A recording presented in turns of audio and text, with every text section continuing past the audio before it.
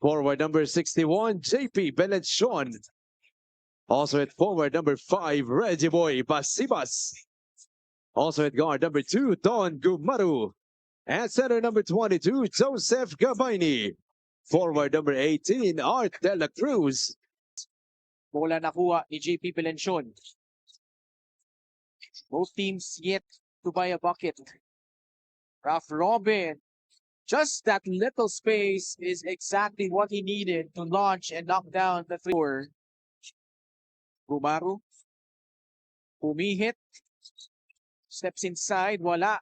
Bola na kay Art De La Cruz. And he will score the first basket for Ilagan Isabela. Well, I love that Don Gumaro is actually going to his footwork after, putting that ball on the deck, then trying to figure out how to score. Meantime, Ralph Robin is on a roll right now. It's 2 out of 2 from 3. Yamada. He had all the space that he would need to be able to launch it from outside. Found himself finishing his collegiate career with Adamson. Soriano. 3-point shot has been working for Imos. That's their third triple. In fact, all their field goals have come from 3, Coach Mike. Yeah, a scorer that roams around on the wing.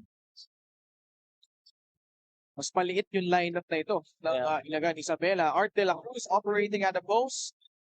Salazar got it back from Basibas. Bola na sundot. 5 seconds left sa kanyang shot clock. Pingoy with a heavy pressure.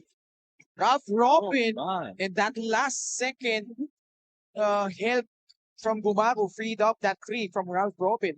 Oh, and yung quick recognition na talagang They are still playing without Alin Mina, and today, Josh Giab is actually at school busy with his final thesis defense. So on behalf of his team, they're wishing him good luck as well. Back to you guys. Maraming salamat, Gianna, and it's a good sign, especially how they struggled from 3. The last time, just 3 out of 29. Beautifully executed play by Ilagan Isabela, resulting to that shot inside by Prince Rivero.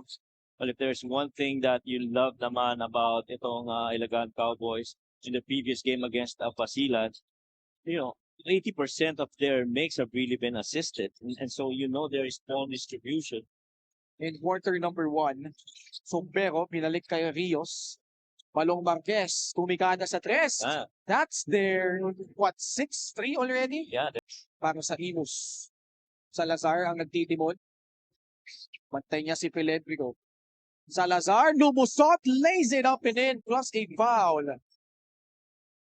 Left side, which you see that momentary stunt right there by Kyle Paranada, but that off-legged finish with a little English on that shot by Salazar. Kasi malakas rin naman ang katawan ni Balong. Hindi naman basta ganun-ganun lang maitutulak yan. So malaksak si Alex Abagnot. Lays it off the glass. That goes in, plus a foul. That ball, allowing everyone to finish on their cuts. And then seeing that left side of the floor for that drive, kissing it off. The switch by Jordan Rios. Nice pass. Pellegrino back outside. Gumaru, it's drive for 3. Bullseye.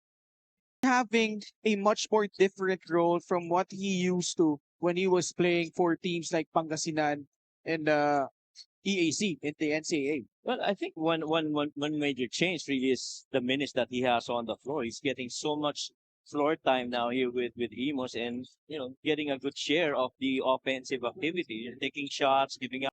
Rivero saves it to Alex Cabagnot. Shot clock did not reset. Kawilan rolls that 3 in from the left corner. Lead cut down to 4. Soriano beating everyone to the basket for 2 more points.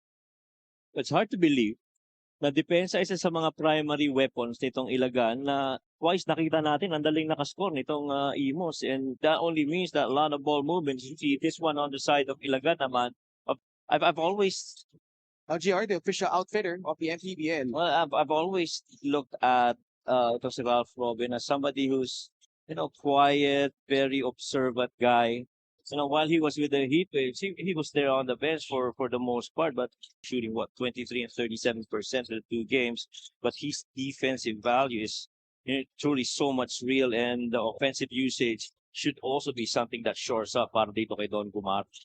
Not much resistance on that Errol Soriano layup. Tawilan did not convert underneath. Numbers for the guys in white. Abrigo, bola natapik. De La Cruz, pitch ahead. Tawilan will make up for it with a basket in transition. Timely effort to come down defensively. Another steal. Nag-a-apply na ng pressure all the way to the backcourt itong Ilagan Isabela. Tres ni Kawilan. Lista mo na. Point shot attempts nila earlier where they were really waiting for that half-court set. Meantime, this is one of the few ones that they got here in the second quarter. They had everyone more to advantage para dito sa Ilagan. Another missed shot right there by Ralph Robin. Cowboys running the floor. Nice pass. Equally nice find. Gumaru. Ona. Sinasaan si Gumaru. Bad pass. Marquez, 2-on-1 pass break. Ralph Robin is gone. That pass was too low. He wanted, Don Gumaru wanted that ball right through the gut of the defense where there were too many hands. Art de la Cruz is signaling upstairs so that he gets that advantage. Lalo na naka-front na sa kanya doon si Balong. 16 points by Ralph Robin. Comes away with a steal. Anticipating that Art de la Cruz pass. Salazar. Barreling through the lane, flips it up and in. Counted, plus a foul. Of that swing by Ralph Robin, saw that closeout by Miguel Ona, you definitely gotta attack the defense. Open post situation, that corner guy tried to help out. Ken Pangilinan alongside Gianna Llanes at courtside. Oh my goodness, Ken Pangilinan, you are on a roll just like Alex Cabagnot. Another three made this time. Now talaga will combat that for them. Coach Mike said during the halftime huddle, we're actually playing a pretty beautiful game, but now we just need to make sure to get everybody involved. Back to you guys. Maraming salamat, Gianna. And Gianna actually talking about how they prepared coming into this game and also what they talked about at the half. While for Ilagan Isabela, I got a glimpse of the conversation ongoing. Magkakasama sa loob para sa kamilang kupunan. Somehow, oh wow. Major breakdown on defense. Close game we have 53-50. The Cowboys enjoying this 3-point lead. Let's see what they execute off that timeout. Up and under move, a thing of beauty. This is the biggest lead for the Cowboys. 10 points. Belenchon for 3. Book it. Yeah, that's definitely something that the Imos Yankees would need. Solid contributions from a JP Belenchon. J-Boy loves that spot. Ahead is Soriano. Nice pass from Salazar. Errol Soriano will finish with a fast break layup. Alex. Gumaru spots up. Too strong on that three-point attempt. A little bit tentative on that shot attempt. Wasn't so sure whether he was going to rise or pass, but this time, Salazar pretty much with that conviction that he's going to rise and make that shot. Swabing-swabe naman. 15 puntos. Galing kay Janjan Salazar to go along with 5 assists. I love that they put Alex Cabagnot at the point. Really just gives that level of mobility. Good look by Don. Will it count? Because the foul happened off the basketball. Work on and show up. Nice pass. Wala si Don Gumaru. 5 straight points in a matter of 5 seconds. And they come away with a steal. Gumaru. One more. Kawilan, corner 3. Yes, sir! Players to applaud their effort. Inside hand dig by Don Gumaru ends up with a steal. Gumaru recovers, finds a shooter with a lot of space within his range. With the curtain raiser being this duel between Imos and Ilagan Isabela. An 8-0 run from the Cowboys. Immediately, the answer right back by Belenchon. Naghanap ng papasahan. Robin, still scoreless in the second half. Nakakanap ng puwang. Takes it and makes it. They answer back with a 4-0 run after a 5-0 run by the Ilagan Cowboys. Lead is down to 6. Ebbs and flows to this ball game. pretty formidable five rin para sa Imus, ah. Good scorers in Robin Salazar and JP Belencion.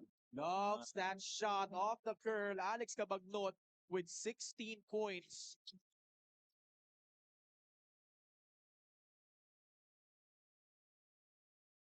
Robin has been silenced, although he made that last shot. Good defense. Basibas blocked by Joseph Cabaini. And it's a similar trend to the, as you see, Art de la Cruz score in the paint. Lamang na ng isang dosena ang ilagan ni Isabela, 84-72. It's a similar trend to with Valenzuela where they picked up their first victory. Coach Esteban Alesteros alluded to how he managed to carve out a 15-year pro career dahil nga hirap na hirap siyang makapuntos dito sa second half. Gumaru off the curl. Nice pass from Alex Cabagnot. They have set up Don Gomaru.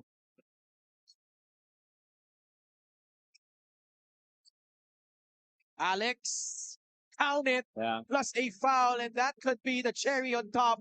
Floor, had a shooter in the corner. He know what to do.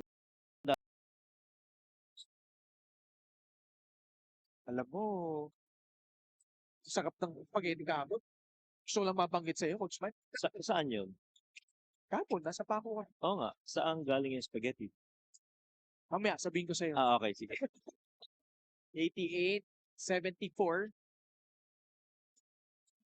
Spaghetti, lumpia. Parang may birthday, gano'n? Oo, parang may birthday nga eh. Oh, wow. Coco Bingoy! Di ba, Coach Mike?